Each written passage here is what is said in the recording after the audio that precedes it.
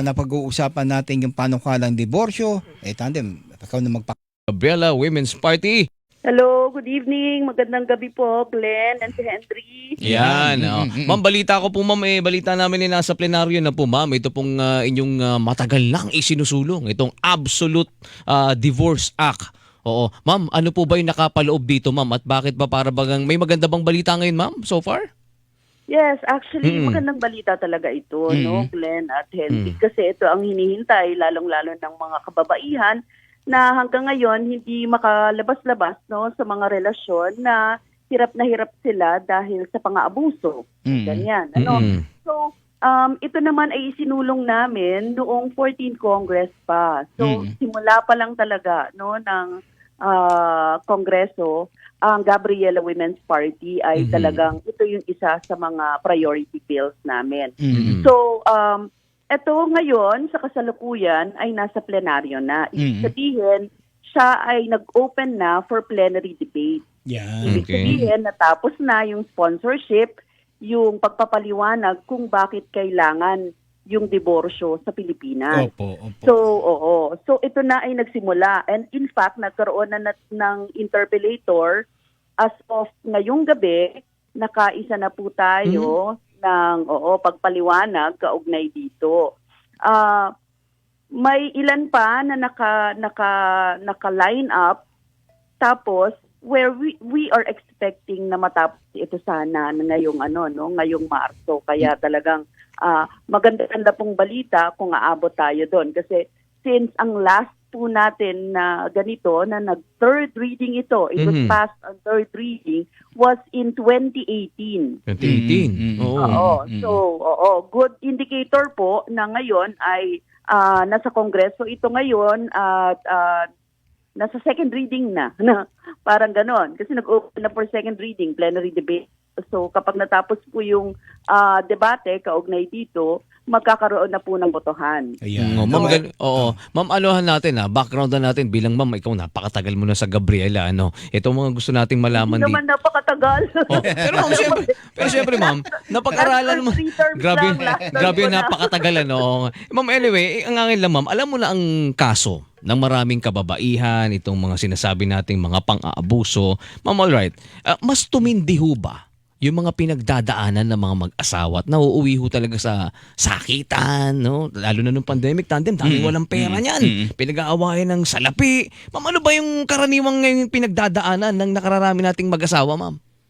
Yes, ang tindi po ng violence sa kababaihan ngayon. Grabe ang mga actually nag-spike up tayo ng mga domestic violence lalo na nung panahon ng pandemic. Kung maaalala ninyo, talagang hindi kasi makalabas yung mga kababaihan para humingi ng tulong para doon sa kanilang mga dinaranas kapag sila ibinubugbog ng kanilang asawa.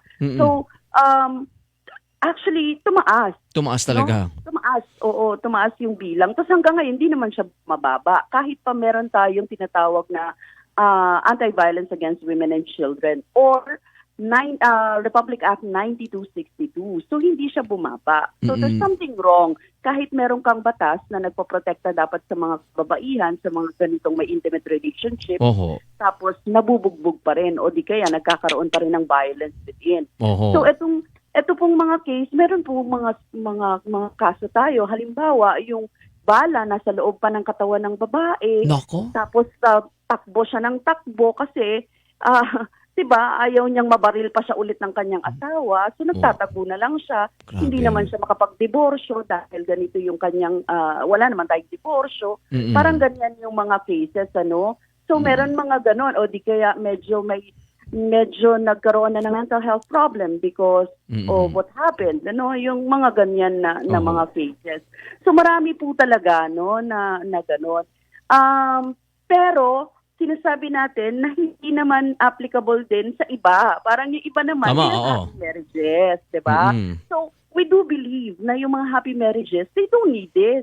Hindi naman nila kailangan to. Ang kailangan lang, ang may kailangan nito ay yung kailangan ng remedy na ganito, na hindi ma-encompass ng annulment, hindi ma-encompass ng nullity of marriage, hindi ma-encompass ng legal separation lamang. Opo. So, ito ay another remedy, which is divorce, basically. Ang pagkilala na nagkaroon kayo ng kasal at ang to opt out doon sa kontrata ninyo Sa legal. ng kasal. Oo. Ganon Opo. siya. Yan. Opo. Oo. Kung bakit po may absolute na salita doon sa ating panukala at ano ho yung Oo. pinagkaiba nito doon sa nauna nating isinulong na panukala noong 20 years ago pa yata to, Congresswoman?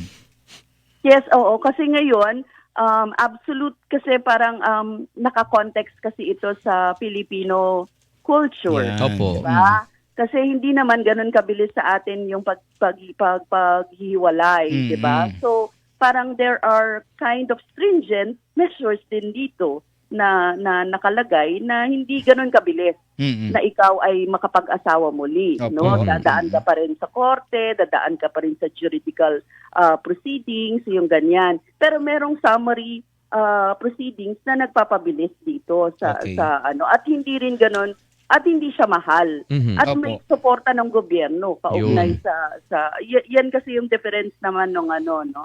So yung absolute divorce, kaya may absolute divorce, it was introduced by Congressman Lagman kasi kami naman ang point namin even before naman kasi meron naman talagang diborsyo.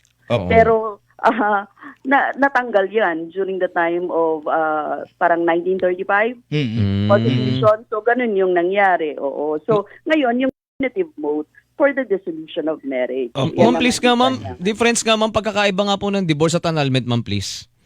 Yung annulment kasi, yung before pa kayo ikasal, flawed na. So, ibig sabihin, kailangan mong kumuha ng yung certificate, yung anong tawag, psychological certificate na merong problema during ng kasal, 'di ba? Parang ganun. Ang katotohanan ng kasal. Opo. So dapat una, sa tingin namin, yung pagkilala, no, na kinasal kayo at doon during that time na kayo ay nasa loob ng ganyang relasyon Opo. sa kasal, di doon nangyari yung mga problema. So, ganung pagkilala, yun yung difference no annulment. Opo. Yan. Kung ito yung Tapos, karaniwan... siyempre, mas mahal sa annulment. Parang magagastos kaya Oo, ng magkano? 500,000 doon. Correct. Tapos, meron sa annulment, kailangan mong ng psychological, di ba, test para malaman kung sino man sa inyo yung and magbabayad ka rin doon. Oo, So, matrabaho. malaki talaga yung and napaka-tedious talaga ng Totoo. process. Oo. Oo. Sa teleserye It ko will lang take yan, ma'am. years. Opo. Oo. And it will take a lot of money. Madugo. Ganun yung madugo. Oo, ganun siya. Opo. Ma'am, paano naman po natin na bibigyan katwiran yung karaniwang depensa ng mga sabihin na natin Mga kontra. konserbatibo no na ang itong panukalang ito ay magbubukas ng pintuan para magkaroon ng broken family Yan. o pagkakawatak-watak ng pamilya. Ano ho ang ating masasagot dito, ma'am? Wala naman kasi tayong datos na nagsasabi na ganyan na ang broken family nagbumula sa ganito lang. Opo. Mas delikado pa nga na ang isang pamilya kung hindi na nagkakasundo ang magulang tapos nagbubugbugan sila sa harap ng bata, di mas iba naman yung So parang ito kasi yung lalo na sa sa mga pamilyang Pilipino na mahihirap, wala naman silang ibang remedy ang nangyayari, they just parang napipilitan silang to be together for dahil diyan. Pero ang katotohanan, halos hiwalay na rin naman sila. So wala lang talagang remedy. Anyway, on your question doon sa paano yung mga broken families, hindi naman yun yung test parang ganun, di ba? Hindi naman yung litmus test ay yung ganyang kaso. It can happen anytime kung hindi talaga magkasundo. Pero sabi nga namin, mas okay na may remedy kaysa yung wala talaga, di ba? Oo, sa bagay, pag nagkakasuntukan. Hindi siya mag-open ng gate for Kasi sabi nga natin, hindi ito para sa mga happy marriages. Ayaw natin silang naghihiwalay. Nagtutuloy-tuloy yung kanilang counsel, nagtutuloy-tuloy yung kanilang mga, di ba? Oo Kasi nga. yung mga ililigtas mong relasyon na kayang iligtas Sagipin pa. ganyan. Hindi natin yun pinagbabawalan. Kaya nga gusto natin, nandiyan pa rin ang legal separation, Okay. nandiyan pa rin ang annulment, nandiyan pa rin ang nullity of marriage, then plus add please. Kumbaga, ma'am, Divorce, yes. diba? For Oo. remedy. Kumbaga, ma'am, may nakasaad ba sa provision na syempre susukatin natin yung bigat ka-riding in tandem. Kung ito naman, baka naman kaya pa itong remedyohan, of course, hindi natin ipupush kagad itong divorce na ito. May ganun bang provision, ma'am? O baka mamaya pag ayoko na, divorce na tayo. Baka ganun na lang kadali yun. Di naman po siya necessary na gano'n. Pero sabi nga namin, may mga stringent tayong nilagay, 'di ba? Kasi ang sabi natin, kapag ang mag-a-apply lang naman ito doon sa halimbawa, de facto na kayo at least 5 years. Yung spouses hindi na nagkikita, Hindi separate na nagkikita. talaga, yung mga ganyan. O di kaya when one of the spouses contracted bigamy marriage, makakaano ka pa doon. Diba? Iniwan, di O, nagsusustento. kaya for 2 years na kayo, legally separated na kayo, di ba? O di kaya in prison, yung for 6 years. Oo nga. Yung hindi yun makakalabas, di ba? So, mga ganon, or sex reassignment ng surgery, Okay. di ba? So, may mga ganong naman. So, hindi naman siya ora-orada papakasal agad na parang Las Vegas style. Yun yung sinasabi nila di ba? Na parang, pagkatapos nun, mag-opt ka ulit ng marriage, ganito, etc. Opo. Hindi naman ganun yung natin. Kumbaga may mga yung safeguards pa rin panukala ito. natin. May Opo. safeguards Oo. pa rin. Ma'am, sa ating mga pag-aaral, ma'am, ano ho ba yung nangunguna pong dahilan kung bakit nauuwi po sa hiwalayan o nais na maghiwalay ng mag-asawa? Ito ba yung patungkol sa karahasan o yung problema sa pag-iisip? Ganun Pera. po? Ano ho ba yan. yung karaniwan pong problema, ma'am? There are many cases, pero usually ang pinakamarami naman natin dyan talaga yung sa pananakit. Yeah, physical abuse talaga. Domestic violence Domestic talaga doon violence. sa Opo.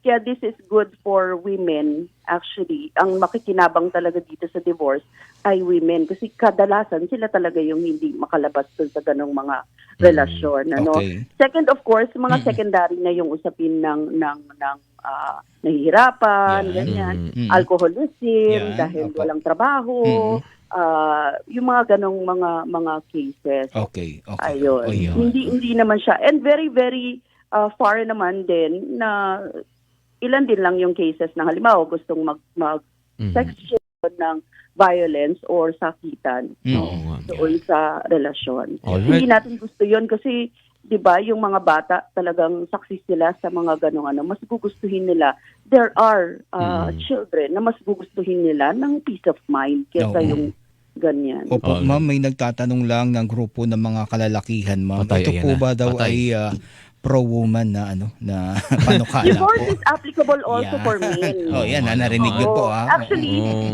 ang inaalala nga namin dito, baka iabuso din ito. Naku. Kasi halimbawa, kung ikaw ay may pera, di ba?